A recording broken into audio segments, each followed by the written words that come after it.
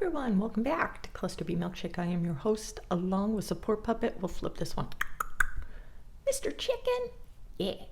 Today we are going to talk about why it's so difficult for a narcissistic person to grieve. This is from my own experience. Let me know if there's anyone on here who has a different experience so we can share with class. But for me, when I'm in a relationship with somebody and this is my past, I am already grieving the relationship when I am in it. Sometimes there's a light switch that goes off where I'm just like, this is not the relationship for me. You're not my perfect person. There has already been devalues going on in my head. There's probably devaluing coming out of my face. And so I start going through the grieving process on the inside. And this is when I will segue into a new relationship. To me, it's a lot easier than doing this real live grieving shit. Regular grieving sucks. Actually, not having somebody in your life to segue into, because, it's like, okay, you're shit. All right, somebody else, okay, that's the shiny new thing. Okay, we'll try with them and see how that goes. And then I don't have to sit in a loneliness. Now, I like being alone. Being alone is cool, but being lonely is not a good time. This is why, when I was married, just having the bodies around and people around was great. And, me not having to interact all the time or anything and being left alone, I like that. I wasn't lonely, but I was left alone. No judging. Anyway, so some things that we will use besides other people so we don't have to sit in that loneliness and grieve will be booze, drugs. We can justify it being all your fault in the relationship so we don't have to sit and self-reflect or anything like that. Sometimes we very much want to not fall into a low depressive state. Unfortunately, drinking is going to do that anyway. And also, we're bored as shit. And this is why I know that when I felt bored, I would always go and grab the bottle and start drinking. This is something that I'm doing with smoking. I'm bored, I smoke. Bored, I smoke. But so sitting in grief is very painful, and we will sometimes monkey branch backwards and hit up old people. One thing that I realized going through this grieving process was that my partner did not grieve his past. I went through the grieving process. I sat in my ugly. I self-reflected. I looked at all the things that I did wrong to contribute to the relationship. I understood the trauma bond, and I went through months of sadness and pain to get rid of that shit. Which is healing. Getting rid of that shit is healing. And I felt that I was able to now move on and have a new relationship. Well, when somebody does not grieve and they jump into new relationships, or they don't even process their old relationship, and mask it with booze or distractions or anything like that, and then jump into new relationships, you're taking all your baggage into these new relationships. You do this too. If you do not let yourself grieve, if you do not forgive yourself, forgive the situation, learn from it, and be able to process it where you still don't have hate in your heart for your exes, you're going to take that into your new relationships. When you get into a relationship with somebody and all they do are trash talking their exes, they have not processed at all how that relationship went, how everything went down. No responsibility from their side. It's the crazy ex. It's always the crazy ex. It's never them.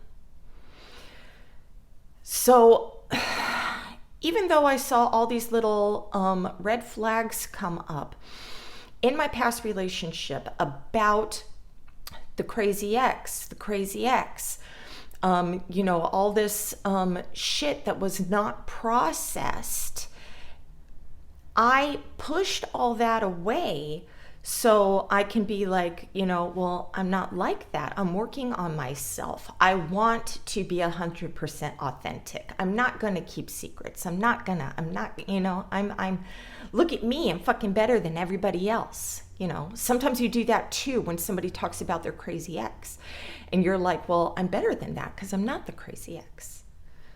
But you're going to be made out to be the crazy ex because all of that unhealed trauma from their past relationships are going to be pushed onto you. They're going to be projected onto you. They're going to look for the crazy from them in you. And this becomes a very toxic environment, and you feel like you're being punished, and you are. We're being punished for somebody's past shit that they went through. I was not seen as me. I was seen through the lens of my partner's past. And I know this because he still had anger. He still had anger for his ex-wife. He had anger for the girl he broke up with before getting into a relationship with me. I was his monkey branch. He was not able to process whatever he went through with that girl. This is why he, even told me that he wanted to go and yell at her. And I'm thinking, that means you still have feelings. If you are indifferent, you don't have feelings. And I compartmentalized that fact and I pushed it away. I'm like, no, he sees me. He likes me. No, he wasn't done. He wasn't done with his past relationships. So when you notice these things, if you notice them right away, don't push them away. Don't look past that. There's still unresolved pain in them that they have to work through, or they're not done with that past relationship. So not only was I used to protect himself from grieving, I was used so he could forget any pain he had with this past girl. So I hope that he does go back to that girl. I do. I want him to have a relationship with that person, or at least go punish her. I should not be used to be punished for somebody's past. And I know this because I used to do this. When somebody hurt me really bad, I would go and punish other men for it. And I learned that no, it's more painful, but it's more important to grieve. It's more important to learn, because I don't want to bring my shit into my next relationship. I want to learn from the past relationship, which I, am doing. I'm learning about me. I'm not just, learning about the flaws in my past partner or the bad things and saying, oh, I'm perfect in every way and he's shit.